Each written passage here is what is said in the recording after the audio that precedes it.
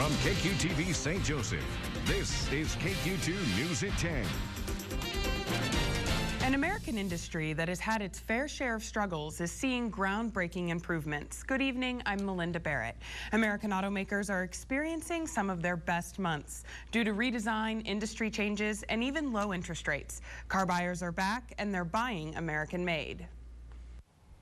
Recent months have brought buyers to car dealerships, with some American automakers seeing double-digit increases. We definitely saw a rise in our business as far as the truck sales and the small car sales.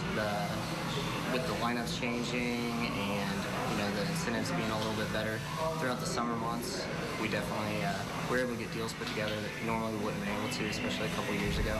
Anderson Ford in St. Joseph has a lineup that's attracting buyers from all walks of life. With the colleges here, we get a lot of small car sales, the good economic cars, but with all the farmland around, especially what looks to be a promising year for the crops, we're getting a lot of truck sales. Truck sales are booming for Chrysler too. The Dodge Ram 1500 truck had sales jumping by 36% during the month of June. They redesigned it for this year. It's got a new engine and transmission. There's a 6-cylinder available, which gives you just as much horsepower, but it has an 8-speed transmission, which helps with the gas economy. Gas mileage seems to be at the top of the list for many, making it easier to meet the needs of those who cover thousands of miles for their job. At 5,000 miles a month, we haul people, it's roomy, it's safe, and basically I couldn't have done this job if I wouldn't have had something like the Ford Focus. The newly updated and redesigned models, paired with better fuel economy and low interest rates, are bringing buyers out to shop. The vehicles are actually better. They're lasting longer, their warranties are longer, their maintenance is reduced. Now oil changes recommended intervals is every 5,000 miles. Interest rates are historically low right now, and so that's definitely helped us bring in a lot of customers that want to lock in these rates now. According to recent reports, Americans are buying new cars and trucks at the fastest rate since 2007. Bloomberg News survey says that the U.S. is on track for the best annual automotive sales in 6 years. Missouri car dealers caught a break from Governor Jay Nixon late this week. Nixon signed a bill into law that will eliminate tax breaks when purchasing vehicles across state lines. It immediately reinstates local vehicle taxes for cities and counties that haven't been able to tax certain purchases. Nixon had vetoed 2 similar bills because they limited the public's right to vote on tax issues. The governor's office says this bill addressed those concerns.